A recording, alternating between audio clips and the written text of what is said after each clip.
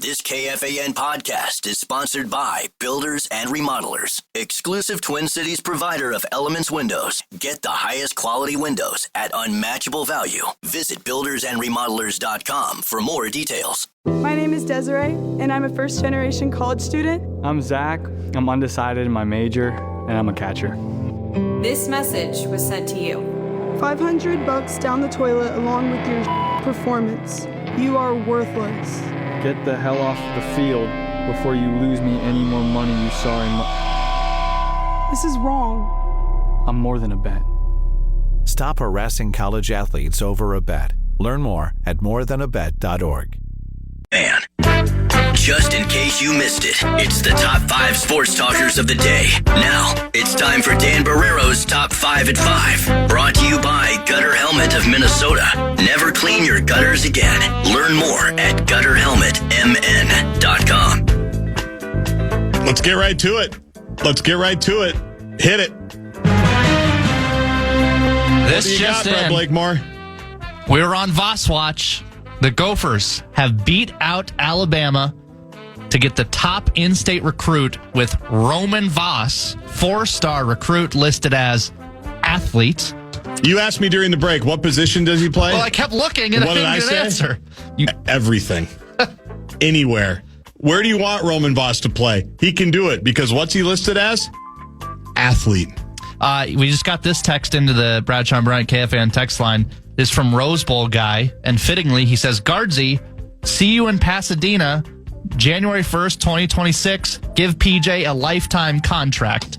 So there we go. We're already Rose Bowl bound. Sky-U-Ma. Well, why not?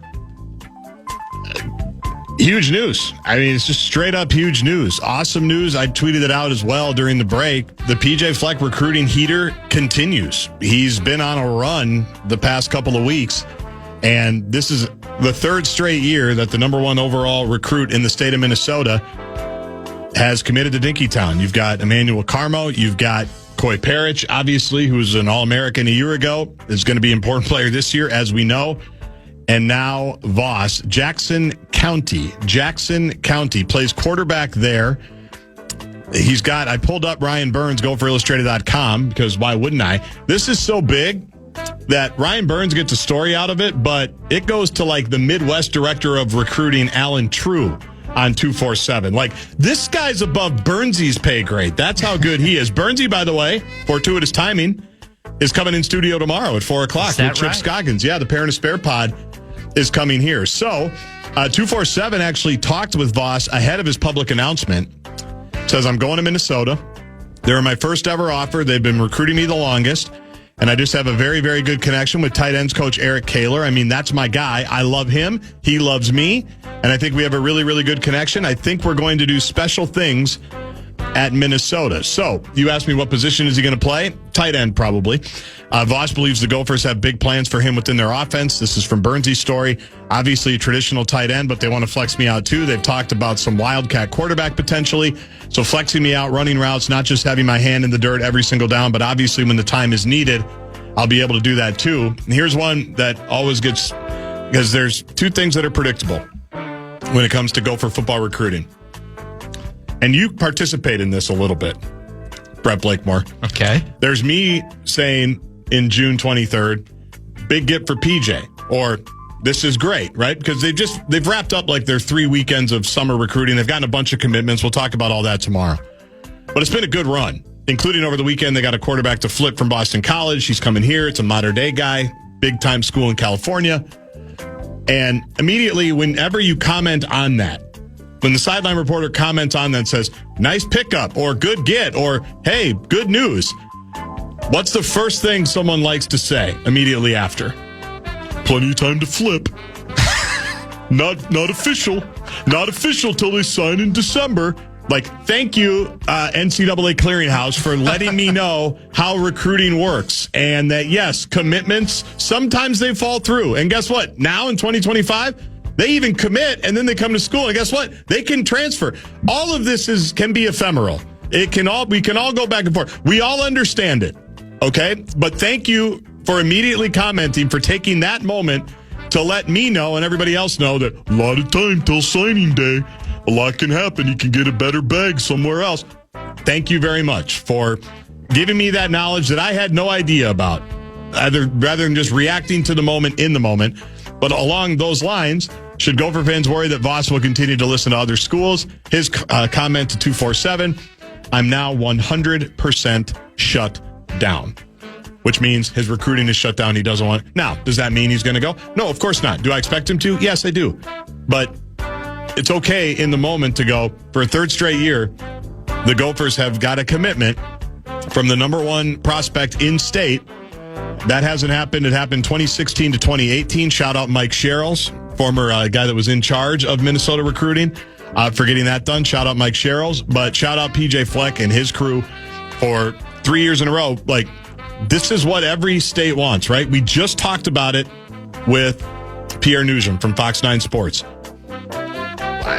Every time I talk about any Gopher sport, happens a lot in basketball, but in football too, got to get the in-state guys, got to get the in-state guys, got to get the in-state guys. Everyone's obsessed with it. Every state is, right?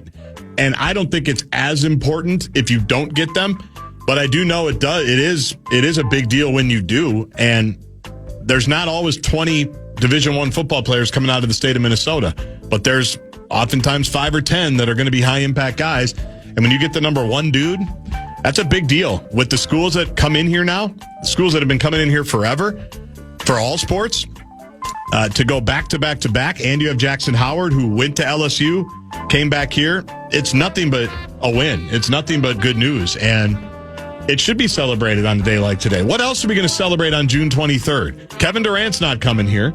The Twins are in meltdown mode. Like, this is a big deal, and when the final two, and here's the other one again. Well, it's not Saban's Alabama. Okay, I didn't realize that they shut down football and that the Crimson Tide aren't playing this week. I'm pretty sure they're going to play this season. It's a big deal. So Gopher fans should feel good. They should feel happy. And I think you look at the past successes, right? Jackson Howard going to be an important player this year. Obviously, Coy Parrish was immensely impactful to keep him from going to Ohio State a year ago and coming down here, watching what he did a season ago, watching what he will do. This is awesome. Good news. Gopher fans were pinging me all day, and I'm glad they got the payoff at 5 o'clock. It's not always easy to be a Gopher fan or a Minnesota fan. Minnesota sports, like, we're always beaten down by something. I spent the first 30 minutes of the show talking about how depressed the NBA Finals made me, because I feel like for a second straight year, the Wolves kind of missed an opportunity and weren't very competitive in the Final Four, as great as the runs were. Like, take the dubs. Take the dubs. Even if it is a long way to December and a long way to signing day. We'll keep it a one-bit top 5 at 5. This segment will come back, let you clean up what else you need to. I don't want to miss any more breaks today. I've already blown it in the 4 o'clock hour. Johnny Athletic, 15 minutes from now. We'll take a pause after Brett puts $1,000 in your hand. That's right. DeFan and BigDeck.com. going to give a shot to win bonus bucks with our national cash contest. Head to KFAN.com. The keyword is money for this hour. Keyword money, KFAN.com. Keyword money. My name is Desiree, and I'm a first-generation college student. I'm Zach. I'm undecided in my major, and I'm a catcher. This message was sent to you. $500 down the toilet along with your performance. You are worthless. Get the hell off the field before you lose me any more money, you sorry This is wrong. I'm more than a bet. Stop harassing college athletes over a bet. Learn more at morethanabet.org.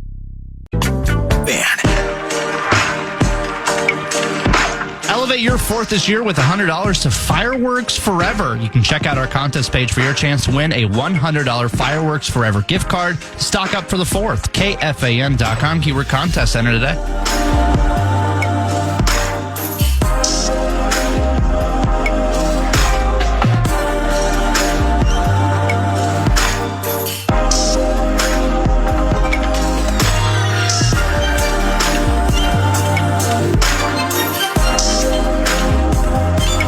Usually during the top 5 at 5, Dan's not the best at listening to me because he's usually looking at the Bradshaw and Brian KFAN text line 64686 or booth at KFAN.com or on his Twitter handle. And he admits this.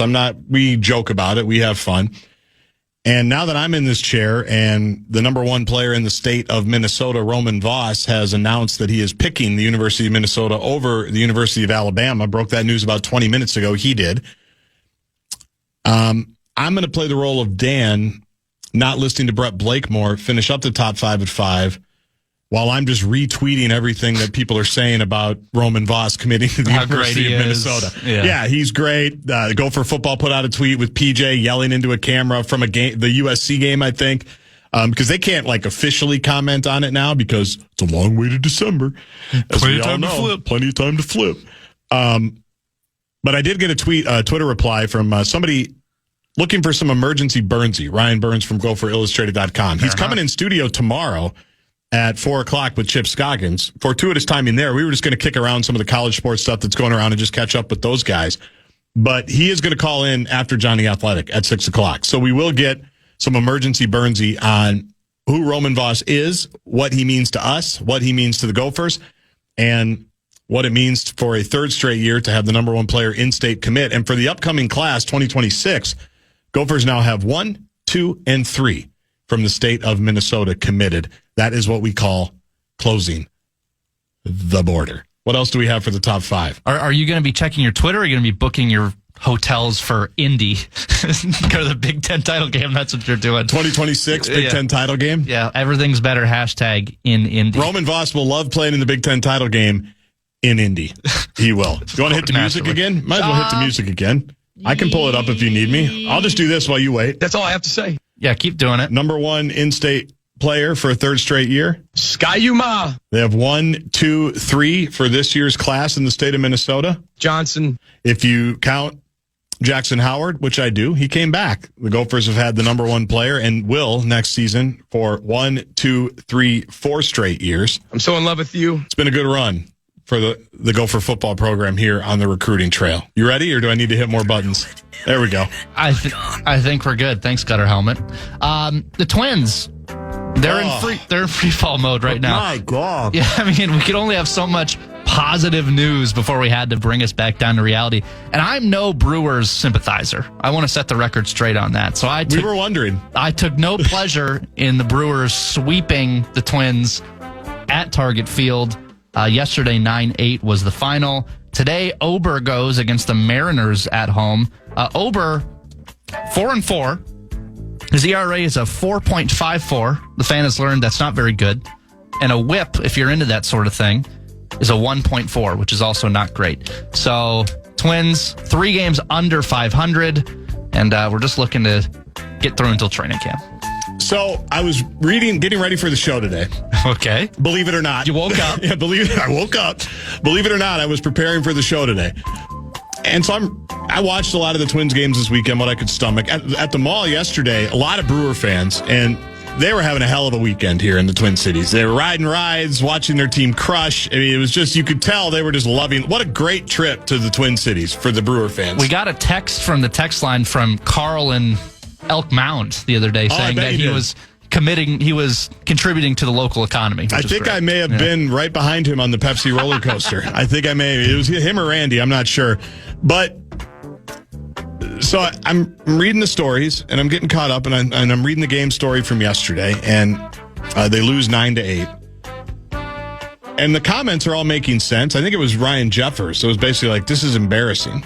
You know, what we're doing right now is embarrassing. I don't have it right in front of me, but I'm paraphrasing. It's embarrassing. We all know it's embarrassing. Embarrassing. And I get kind of halfway through the story. I'm like, 17-6. I'm like, that doesn't sound right. And that wasn't the score yesterday. I watched the game. 17-6 was Friday. And they went on to lose 2 more games. Like, it was embarrassing on Friday night. And then they went on to get shut out on Saturday. And then they lose yesterday 9-8. I know they made a late comeback. I was probably on, I don't know what I would have been on. I was probably by Adventure Bay or something in Nickelodeon Universe. And I don't know. I just don't think it's going to get any better. I know that everybody wants to believe that the pitchers are going to start pitching better and they're going to get anything from anybody other than Byron Buxton, who remains electric. And it's weird. They go on that huge win streak. They get the vibes back. People start coming back to the ballpark. They're in the top wildcard spot for a while. And then it's like Pablo Lopez got hurt and he was the card holding up this house of cards, and it just crumbles. They've been on the bikini bottom plunge this entire time. Exactly, yes. But that is like the line of delineation. When did the Twins' wheels fall off? And it's when Pablo Lopez got hurt. And I think that was, and I didn't bring this up with Pierre because I didn't want to make him really mad, but his Oakland A's, he doesn't like that his hometown of Sacramento is basically the stop-off point for the A's. But I think it was there where everybody started to get hurt because of the dirt or the mound. There was all these reasons, right? And it is amazing that that's the moment where this thing just fell apart. But I didn't even look today. Last week when we were talking about it on the show, they were 2 games out of the last wild card, and there's like 7 teams plus or minus them, a game and a half. Like they're now, the division's dead. Detroit's going to win that. I know you've got Seattle coming to the crib, as Wobbs would say, starting tonight. And then you've got a series with Detroit over the weekend. But where there is no light at the end of the tunnel. Like the bullpen has not been good lately. Starting pitching has not been good enough lately. And I just feel like right when we needed the Twins, and when I say we, I mean the Minnesotans, the ones of us's that weren't waiting for Roman Voss's college commitment, looking for something to get us. Remember, all we ask is just get us to the Vikings season for all of our sports. Just minimize the time between Viking seasons. That's what we're looking for in this town. And I don't think we're going to get July, bro. I think it doesn't seem like it's going. And that's all I have to say about that. We can talk NBA Finals Game 7. We'll do that with Jonny. Yeah, that's what I figured. I've got a couple more things, so that was the answer I was looking for. You're welcome. I could have just said NBA Finals, your thoughts. I know. And we could have got to the break. Then I would have missed a break. Yeah, fair enough. Did you see the finish? And I know you're not a golf guy. I heard about it. But the finish to the Travelers yesterday Tommy was Fleetwood. Epic. Yeah, I saw it today. Yeah. It's set. Well, Tommy Fleetwood is Europe Ryder Cup team ridiculous member. Career. I mean, he's made his official tour earnings are $31 million. So he's doing okay. He's fine. But he's never won. Never won a PGA Tour event. I know. Which is bizarre. And he's had the lead going into Sunday and just shot average golf. Came down to 18 where Keegan Bradley, which by the way, that's the subset B, which we'll get to, misses a putt. And Keegan Bradley makes his. That's ball game. He's leading all day on Sunday and still winless in the PGA Tour. But then golf is a cruel game. It hit something too. I don't know if you saw the putt. It like hit. I don't know if it was a little mound or what, but it just skewed off path. It was right on line. Keegan Bradley is the captain of the Ryder Cup team for the U.S. Yep. Now, he didn't get selected. If you watched Full Swing, it was very dramatic that he didn't get selected. He probably should have been because the U.S. got smoked in Italy. He's the captain, and he's already said, I'm not selecting myself. He's like, if I'm on the team, it's because I'm in the top, I think it's 6 or 8, I can't remember. Yep. You have so many points, you automatically qualify. Him winning this is a huge step to him getting automatic qualification into the U.S. Ryder Cup team. So just a little thing could affect potentially what happens at Bethpage Black for USA versus Europe because Tommy Fleetwood missed a putt for the Travelers Championship. Yeah. It's unbelievable. The Travelers, it's a big tournament, obviously. It's a good tournament. The crowd around 18 was awesome watching it yesterday. And I did pop in on a little bit of it. I didn't see the full meltdown, but on social media, like the comments of painful to watch, this hurts.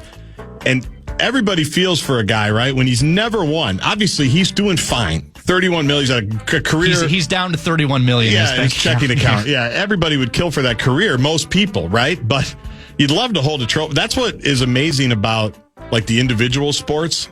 And we talked a little bit about this, a week or so ago when the French Open had their epic weekend.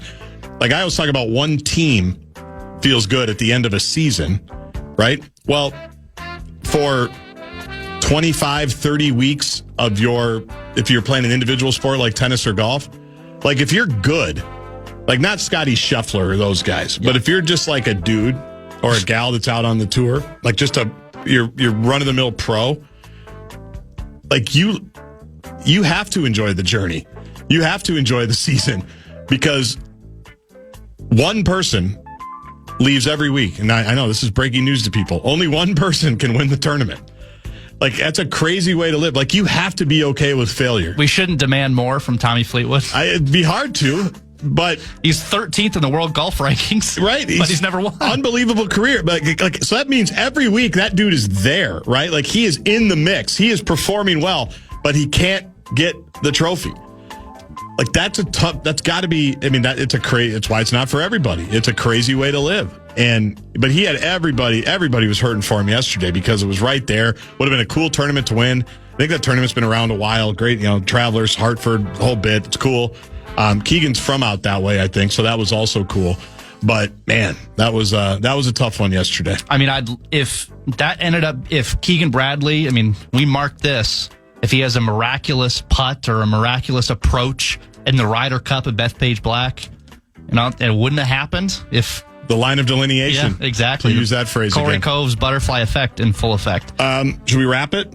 Or you got one more thing you want to bring up? I got one more quick one. All right, you did it. Let's do it. Second season of Quarterback is coming July 8th. Trailer just came out, or at least I saw it, so that means it just came out for me. The three quarterbacks, Joe Burrow, Jared Goff, and Kirk Cousins. Kirk goes back, right? Yeah. That'll be an interesting one. It's funny. They keep going back to the Falcons well. It has not worked out well for them. Marcus Mariota? Yeah, was not good. Yeah. Because he was benched, and that was that. Yeah. So we didn't see him much for the last 3 episodes. Right? Yep. I mean, I have to imagine that's going to be part of this whole thing. Yeah. That'll be interesting. Yeah, Burrow will be fun. I don't know if I'm going to like Goff, but I bet you'll like Goff. A guy who buys the Batmobile, I feel like I'm going to enjoy watching. Yeah, Goff. I kind of like Goff's vibe. Yeah. I think we'll like Goff. Okay. We'll see.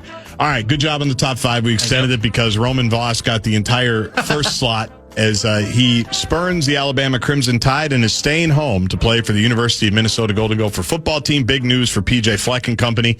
Ryan Burns from GopherIllustrated.com is going to join me in 30 minutes in emergency fashion. When we come back, Kevin Durant talk, NBA Finals talk, and Wolves free agency talk with the one and only Jonny Athletic. My name is Desiree, and I'm a first-generation college student. I'm Zach. I'm undecided in my major, and I'm a catcher. This message was sent to you. $500 down the toilet along with your performance. You are worthless.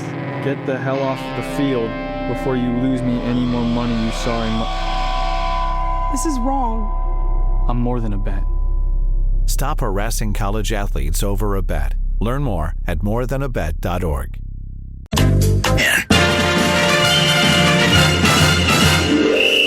It's time for Jonny Athletic, Jonny Athletic, Jonny Athletic. And he's on with Dan Barreiro right now.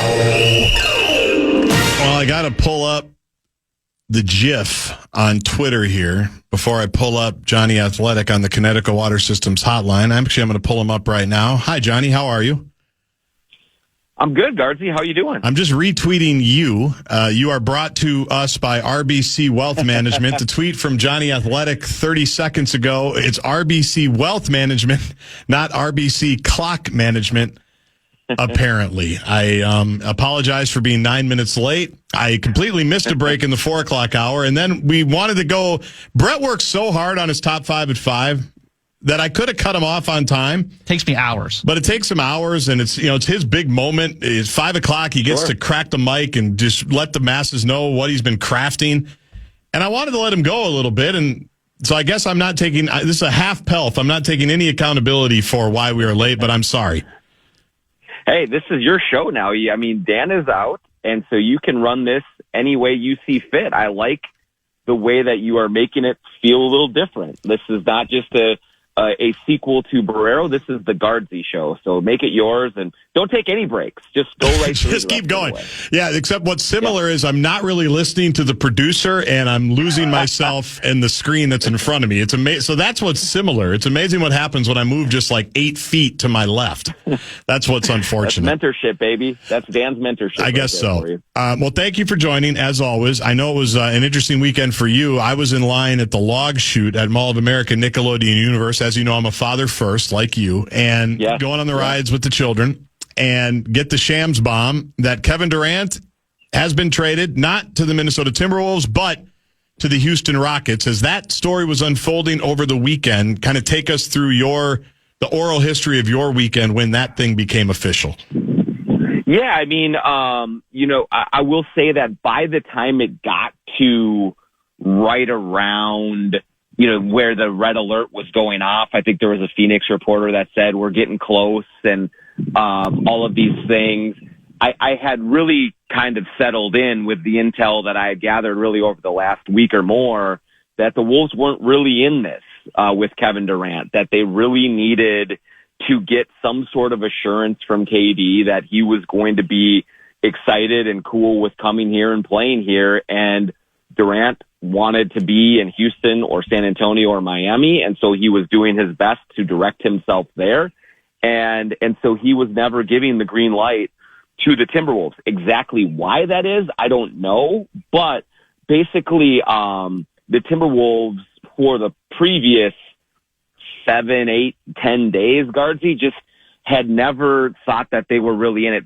I think there were some efforts to get in as a third team with another player coming here, but those things never came to fruition either. So when he ultimately did, when the news broke and it was going to Houston, it didn't really surprise me, and it certainly didn't surprise me that he wasn't coming here to Minnesota. That ship sailed quite a while ago. So we know that Shams reported that in the middle of the week last week as well, and I know you were on it too. You've talked about it. I like when we have you on and then just bring up all the national reporters. I know you appreciate it too. But I was watching Windy today, and he straight out said, and I have the soundbite, but I don't think we have time to play all of it, but he essentially thought, a week or so ago at this time, he was basically like, the Wolves thought they were in a good spot. I'm paraphrasing, making inroads on possibly a deal. And that's when they were told, yeah, no, he's not going there either. Like he did the same thing to Golden State during the season, did it here. He definitely had his eyes set on Houston, gun belt tight. And he kind of answered it, Johnny, but I'd love to flesh it out, just your theory on what was so attractive, unattractive about coming to Minnesota. As a Minnesotan, my insecurities have popped back up because it just doesn't make a lot of basketball sense why he wouldn't want to come here unless it's just the taxes and the weather. What do we think? Yeah, I honestly, I've been trying to get to the bottom of that, and I do think that the Timberwolves have been trying to do that as well, Guardsy, because we reported it in February that they had extensive conversations with the Suns.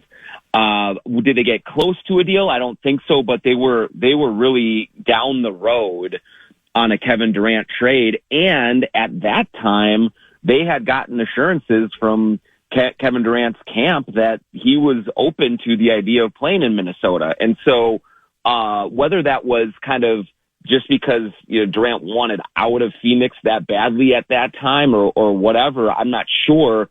But there's some kind of head scratching going on in locally around here about what changed. I don't think anything was really ever communicated to them about it. So you do speculate about the weather, about the taxes, about those things. I think one other bit of speculation that I had heard was that Phoenix wanted Rudy Gobert in the deal, and if the Wolves gave up Rudy and other pieces to get Durant, maybe there was some wondering on Durant's part about if the Wolves really could still truly remain a contender. But again, that's just speculation because I think they could have been, and right. I think that he and Ant would have worked great together. What I can tell you though, Guardsy, is that I do believe, and I have, this is just, this is more than a speculation. This is real reporting. I think Phoenix wanted the Timberwolves to make the deal. Right. They wanted Rudy Gobert. Yep. They wanted, that kind of a package over everything else, including what they got from Houston. But the Timberwolves ultimately decided, no, we're not going to go that far when KD is holding the stance that he was. So Windy is right in a sense in that the Wolves could have gotten a deal done at any point in this if they were not worried about what Kevin Durant wanted or preferred. But they were worried about that, and I think rightfully so. So the return that Phoenix got, what do you think of it? Yeah, I was on with you guys last Monday. Came into studio, by the way, braved all the traffic and got over there and did it. But I said that I think that I said at the time I think the return is going to underwhelm you when you think about a player of Durant's stature.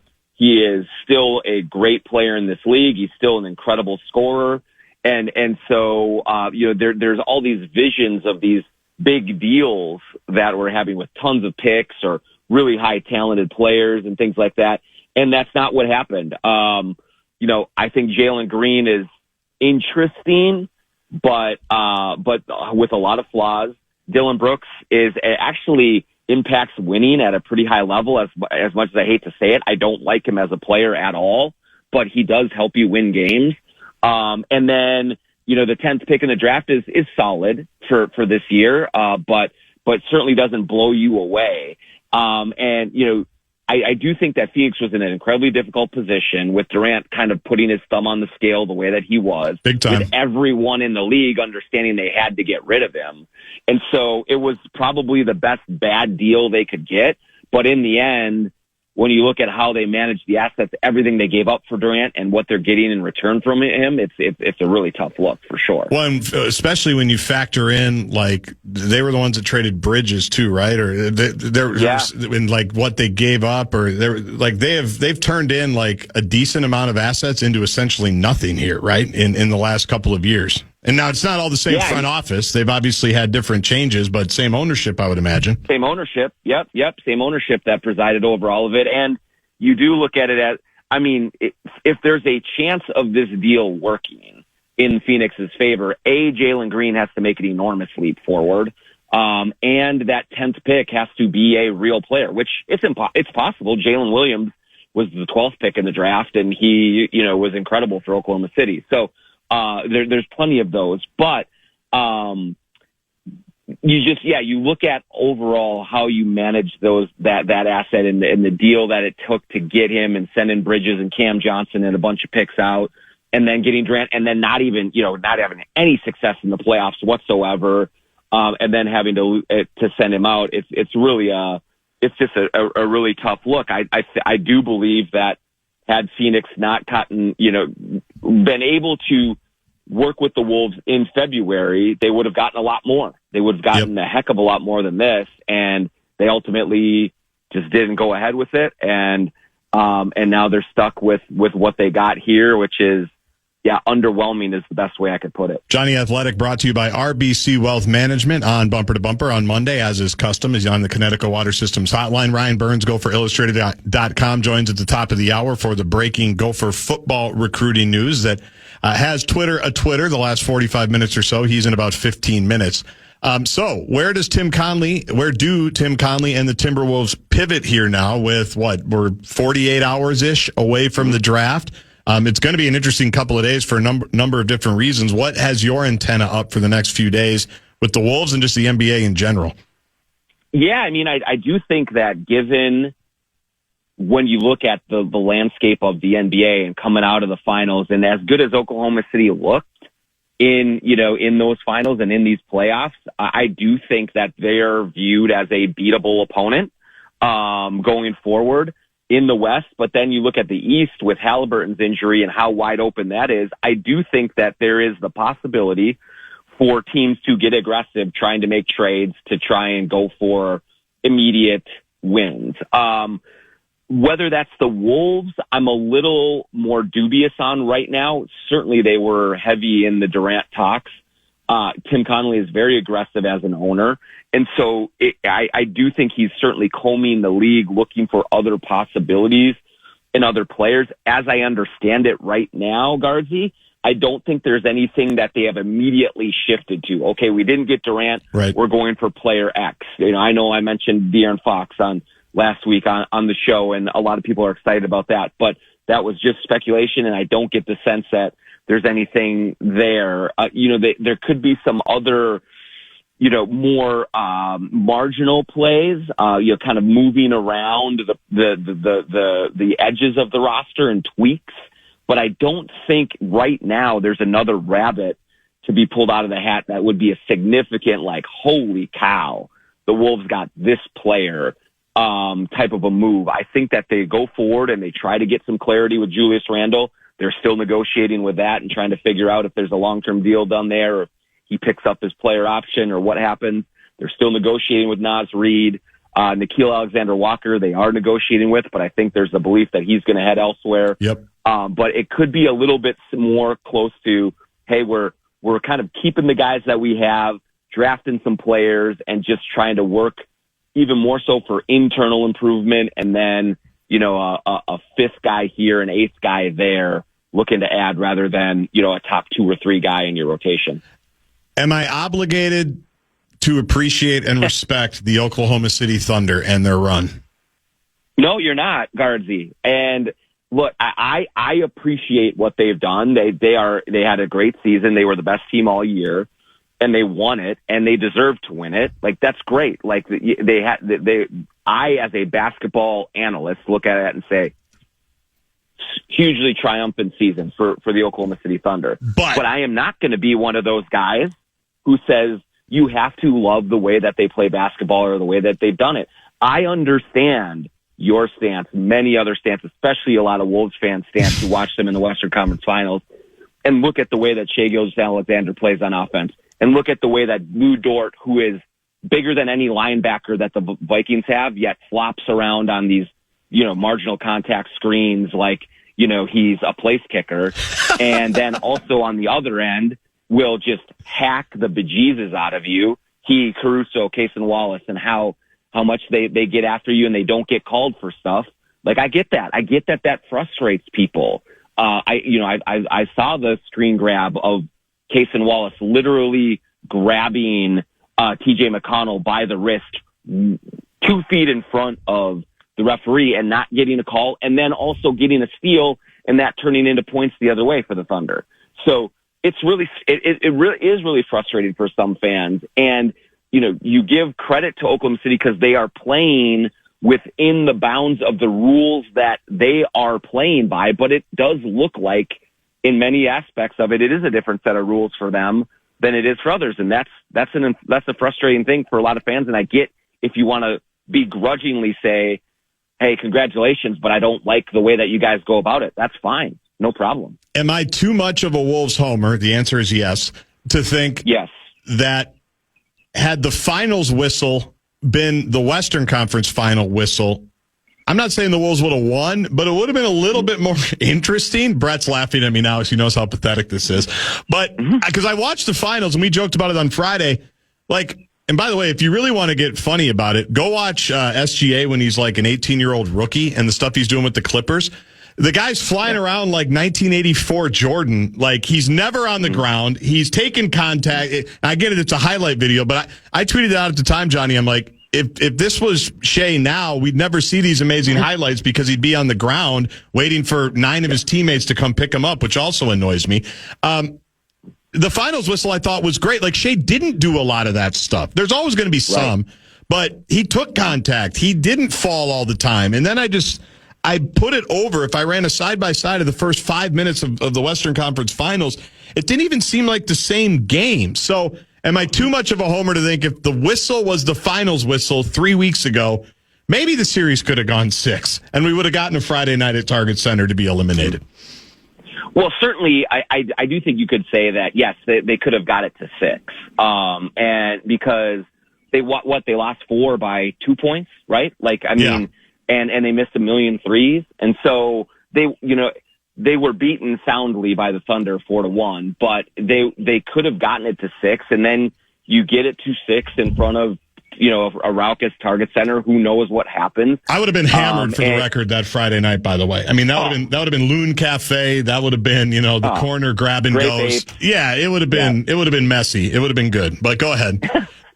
100%. Yeah. But, I do think, I heard Finch with PA, what was it, last week, and he did say, like, we got beat by the better team. And that's true. Like, one thing that I do say, was different from the finals and the Western Conference Finals in terms of the Thunder opponent was it is clear that the Indiana Pacers were just mentally tougher than the Wolves. Yes. I think we got to give them that credit in the way that they played, in the kind of competitive spirit, in the never say die attitude. And the Wolves died in Game 5, like, just meekly. And so I don't want, I don't want to say that, had the roughing been different, they would have won the series. But I do think, they might have gotten to Game 6. Would they have won that series, though? I don't think so, because they did not look nearly as ready for everything that Oklahoma City throws at you, both like in the legitimate and the ethical and the unethical stuff.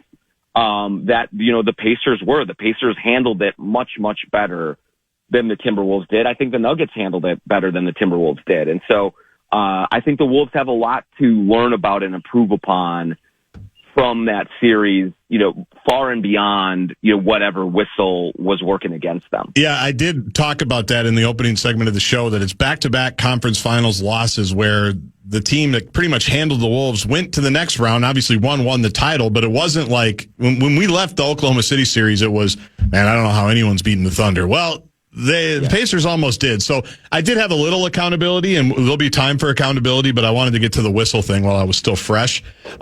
Lastly, real quick, another Achilles. And I don't know if you've seen the Austin Rivers 4-minute bit. I might play it tomorrow, but he, with like a lot of players, and I even texted some friends in the orthopedic surgeon community today going, is this Achilles thing just bad luck? Is there a theory that you all have on this? Because just look in the NBA, the guys, whether it's Dame or Tatum, and now obviously Halliburton that have gone down, Durant a few years ago. I mean, these are historical injuries that are all the same one. I mean, this has got to be an off-season talker, no? Yeah, I think it definitely is, just given the devastation that this injury is. I mean, when you look at ACLs, guards, the advancements in treating those and surgeries and everything has gotten it to a point where it's not as devastating as that once was. You can get back, in 6-8 months, after that. But an Achilles is still, you're talking 12, 18 months of recovery before you even have a chance to get back to what you were, if you even make it back at all. And so there is real concern within the league about it. The problem is that there's not much you can do beyond reducing games. I think a lot of what is being discussed right now is not only the amount of games that players are playing, but the pace of these games is just much more strenuous and intense on your body than it was in 1995. Yes, you got clotheslined in 1995, and you don't get that nowadays. But the game was slower and just not as wide open, and so the stress on these guys' ligaments and tendons are much greater, and so you're seeing more of that. The other thing, Guardsy, that I think is real, especially with Durant and Halliburton in particular, is that both of them were playing with calf strains at the time. Yep. And I think there is more pressure, social media-wise, media-wise, that kind of stuff on guys. Hey, suck it up. You got to play through it. Yeah. Like, is this important to you or is this not? And it's the finals. And I do think players feel that. Yeah. And I understand it, but it is the finals, right? I mean, with both of those, and KD, I think they were down 3-1 when he got hurt, if I remember right, early. Yep. And so there's that pressure of it too. And I think Wendy said earlier today too that there were 8 of these calf strains at some point in the NBA, and Halliburton was the only one that played. Like not in the playoffs, just because it is as seen as kind of a precursor. So it's definitely something to monitor and watch for sure. Yeah, and like. For Halliburton, what we know is that he was given all of the information. Yep. And he knew the risks. And I understand why he did it too, Garza. You don't know. The Pacers may never be back in the finals. You never know. Exactly right. And so this might be his only shot at it. Maybe they'll be back 4 more times. But with how hard it is to get to this point, with where the Pacers were, game 6, game 7, a chance to win the whole damn thing. I understand it, like that he looked at it and said, you know what, if I miss a year, this is worth it. And I think it probably was, honestly. Like he came out and hit 3 threes. It was awesome. They had a chance. They had a chance not only to win that game, but if they win that title, Garcia, it might be the greatest title in NBA history. Right. Literally. Like the upset, the underdog, the run, everything. And so all of that glory was there to be had. He went for it, and it's just heartbreaking that it ended that way. But I understand why he did it, and I do know that all of the medical people and everyone in the Pacers gave him those risks and left that choice up to him. And now you got to kind of deal with it. It did stink though, man, because man, that game was shaping up to be epic. Yep. And the chance that history was there, and then to have it all kind of go that way was just awful. You're the best. Sorry I was late. RBC Wealth Management, not RBC Clock Management. And keep your phone by you because you never know what Tim Conley's going to do in the next 48 hours. Thank you, Johnny. I'll be ready. Talk to you later. We'll see you, Garzi. That is John Krasinski, Johnny Athletic on the Connecticut Water Systems Hotline, talking Wolves, talking KD. When we come back, though, huge day when it comes to Golden Gopher football recruiting for a third straight year. PJ Fleck has the number one kid in the high school recruiting class in the state of Minnesota committed to the U. And I've got a bunch more facts and figures when it comes to in-state recruiting that we'll get to with my buddy Ryan Burns from GopherIllustrated.com in emergency fashion. Gopher fans. My name is Desiree, and I'm a first-generation college student. I'm Zach. I'm undecided in my major, and I'm a catcher. This message was sent to you. $500 down the toilet along with your performance. You are worthless. Get the hell off the field before you lose me any more money you saw in This is wrong. I'm more than a bet. Stop harassing college athletes over a bet. Learn more at morethanabet.org. Get paid.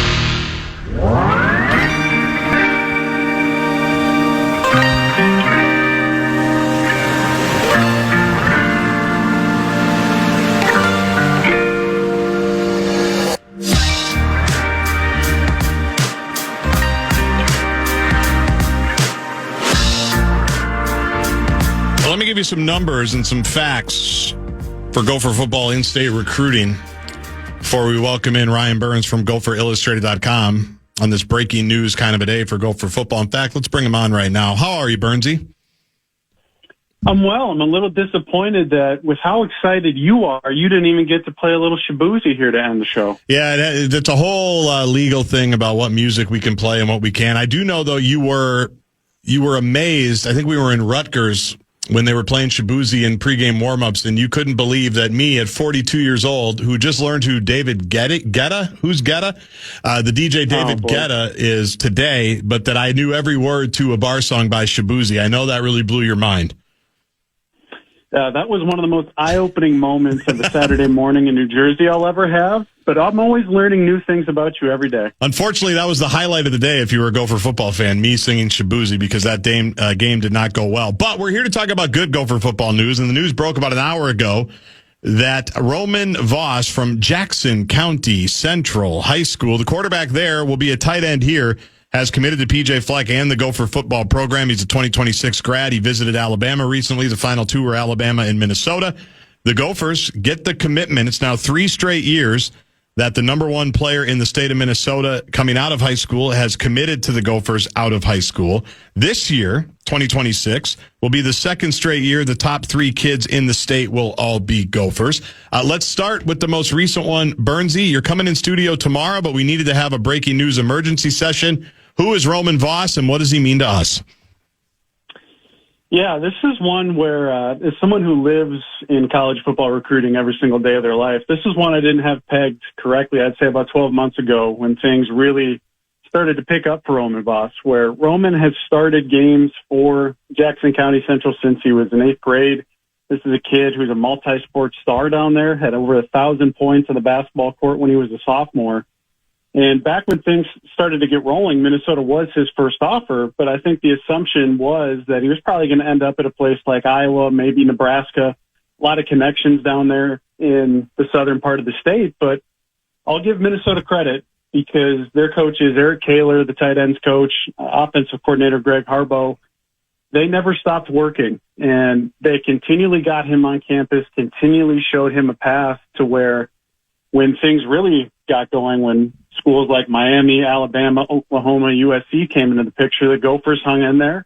They ultimately got into the final 2 with Alabama, and now for the 3rd time here, I would say this offseason, the Gophers have beat out Alabama for a kid, where the other 2 being Khalid Tafai, who's the transfer that they took from Washington here in the offseason, and then just last week they beat out Alabama for a tailback out of Texas by the name of Ryan Estrada. So it's not every day I can come on this radio show and tell you that Minnesota's beating out Alabama, and it's a legitimate, committable offer. But this is the 3rd time here, and I'd say the last 6 months, where PJ Fleck has gone toe-to-toe with Kalen DeBoer.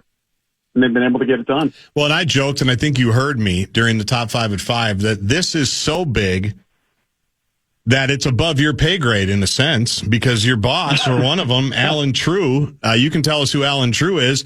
He goes over the top of you. You write a great story. I read from it, but Alan True, big time, big shot at your company.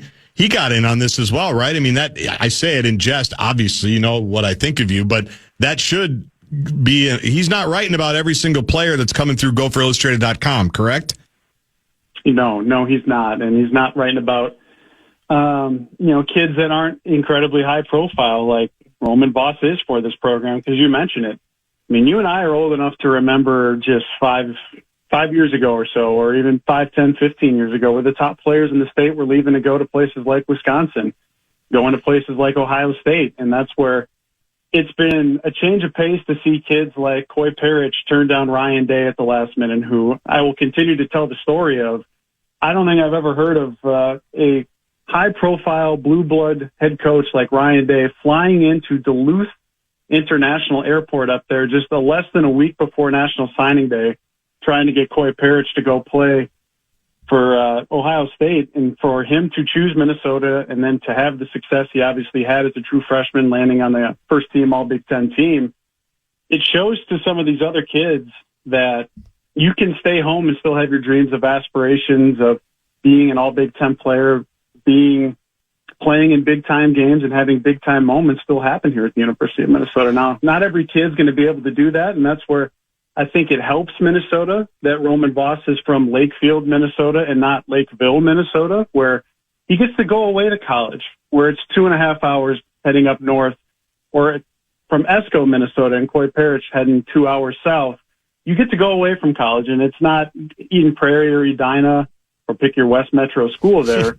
So Minnesota's benefited from that to an extent, but it is certainly a different reality than 5, 10, 15 years ago for this institution. Ryan Burns, GopherIllustrated.com, joining me here on the Fan Guardian for Barreiro. Today we're talking about the big news in the Gopher football world. Roman Voss from Jackson County Central, as Burnsy said, a couple of hours south, kind of near the Iowa border, has committed to the Gophers over programs like Alabama. It was Minnesota and Alabama as the final two. He announced about 5 o'clock that he will be heading to Dinkytown. 3rd straight year, the number 1 player in the state has committed to PJ. 5th straight year, if you include Jackson Howard, who went to LSU for a year, now is back with you, expected to play a big role this season on the defensive line, that the number 1 Minnesotan has stayed in state. So let's stay. We're going to talk a lot more tomorrow when you and Chipper come in studio for a little pair and a spare hour from 4 to 5 about kind of the summer in general and just college football stuff in general, because as we know, there's a lot of craziness going on there. But in terms of just the last few years specifically with the in-state recruiting, I mentioned, 2 straight years, the top 3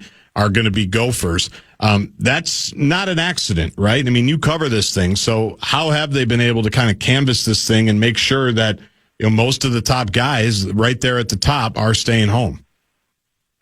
I think being early on kids like Roman Voss, or there's 2 other 4-stars within the state of Minnesota that the Gophers have committed, one from Ricori and Andrew Trout, a big offensive lineman, and one from Forest Lake and Howie Johnson. They were the first offer on all 3 of those guys. So not only for a school like Minnesota, if you're going to have to compete with the national schools, you have to be early and try to cultivate a relationship. I think it also helps that all 3 of those kids that I just mentioned also like PJ Fleck's personality. And you and I are 2 people in this market that have probably interacted with PJ Fleck more than most. And the way I like to describe him, and I'm sure you'd agree, is PJ Fleck isn't just 1 Red Bull. He's 5 Red Bulls all the time. And you're going to know within 5 minutes of meeting him whether you want to run through a wall for him or you want to run away from him. And it happens to be that all 3 of those kids like that personality. They want to play for someone like that. I think Minnesota has shown them that, even for Roman Voss specifically. You look at tight ends for Minnesota in the NFL. You've got O'Keefe, who's still with the Tampa Bay Buccaneers. Brevin Spanford up there from St. Cloud. He caught 9 passes last year for the Dallas Cowboys. But if you're able to start to land some more higher profile kids like Roman, you've had to do some things with some 3-star kids, and you've showed them that you can get them to progress to the NFL. Well, if you can get the higher end talent, and then hopefully Roman Voss can contribute sooner than later. Now, again, everybody's a paper tiger until they get on campus, so we'll see what Roman looks like next summer when he gets here. But when you have the higher quality of athlete choosing you, I mean, that speaks volumes to me. Last thing for today, and I'm excited to have you in tomorrow. If you know football at all, college football, the modern day high school should ring a bell with you. I think they've got 3 Heisman Trophy quarterbacks, their alumni, including Matt Leinart, if I remember correctly. Update us on the news, I think, that broke over the weekend about a 2027 quarterback from modern day high school that was going to head all the way east, but now is stopping about halfway across the country and committed to the Gophers. Yeah, that was the other big news was Minnesota's got their sophomore quarterback committed now, and Furian Ferreira, which if that's not the most SoCal quarterback name that you've heard in some time, I'd like to hear who the other ones were, because you mentioned modern day high school. If you know anything about high school football over the years, they have had, if you are the starting quarterback at that institution, you've had a lot of great opportunities in life, from Matt Leinart to Matt Barkley to Bryce Young to there's a couple other guys that have committed to places like USC and Washington here recently. Now, the interesting part about it is Furian is a sophomore quarterback, soon to be junior. He is actually competing for the starting quarterback job with Brett's Wisconsin team, where there is a quarterback committed to Wisconsin who's going to be a senior this upcoming fall. They're competing for the starting job, so not only can you not get away from it here in the Big Ten rivalry, you've got 2 quarterbacks committed to rivalry institutions up here at Big Ten schools that are battling for a quarterback job. And I know that the offensive coordinator, Greg Harbaugh, feels very good that they're able to get him flipped here early on, because if he does end up starting here this fall, I mean, Minnesota's going to be have to hold on for dear life here, considering the pedigree of so many different modern-day quarterbacks. So they've been rolling here in the last week or so.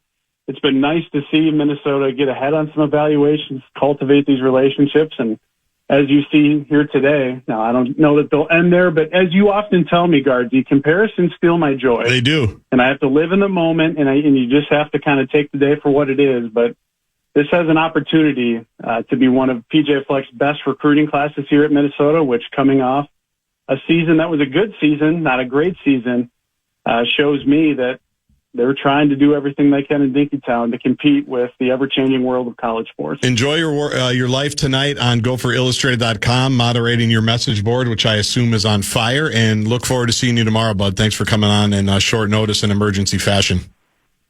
Yeah, can I get my Gatorade Zero from the back of your vehicle in studio tomorrow from 4 to 5? No, those are gone. Those have all been, those were gone. I think I got those in probably about this time last year, right? They were gone by Labor Day, unfortunately. Okay. So maybe I'll buy you one. We'll see if I'm in a good mood. All right, we'll see you tomorrow. Thanks, Bernsey. That's Ryan Burns from GopherIllustrated.com on the breaking news about an hour ago that for a 3rd straight year, the #1 in-state recruit in the state of Minnesota is coming to Dinkytown. Roman Voss from Jackson County Central plays quarterback there. Sounds like he's going to play tight end here, but 3 years in a row, the #1 in-state recruit's coming here. And for the 2nd year in a row, all 3, the top 3 Minnesota kids are going to be Gophers. Good news if you're a Gopher fan. We'll put a wrap on the show, tell you what's coming up tomorrow. My name is Desiree, and I'm a first-generation college student. I'm Zach. I'm undecided in my major, and I'm a catcher. This message was sent to you. $500 down the toilet along with your performance. You are worthless. Get the hell off the field before you lose me any more money you saw in This is wrong. I'm more than a bet. Stop harassing college athletes over a bet. Learn more at morethanabet.org. When we come, show wrap presented by American Pressure, commercial grade pressure washer since 1975. My birthday is in a couple of weeks, so good for me. I found 2 guys I want to invite to my birthday party. 43rd, reacting to the news that the Gophers have gotten a commitment from the #1 in-state recruit, Roman Voss, for a 3rd straight year. 3 straight different guys. Roman Voss this year just announced it about an hour ago.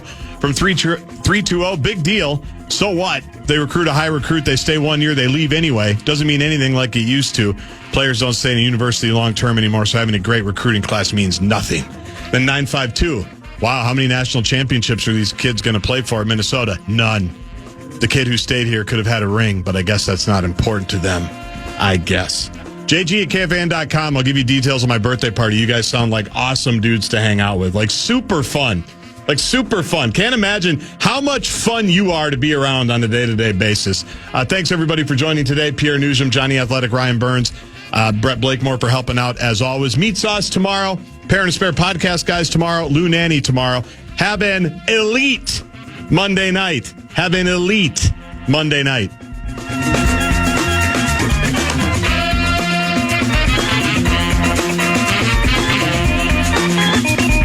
My name is Desiree, and I'm a first-generation college student. I'm Zach.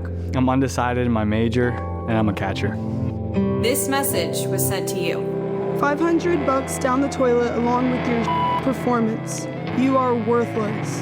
Get the hell off the field before you lose me any more money you saw in This is wrong. I'm more than a bet. Stop harassing college athletes over a bet. Learn more at morethanabet.org.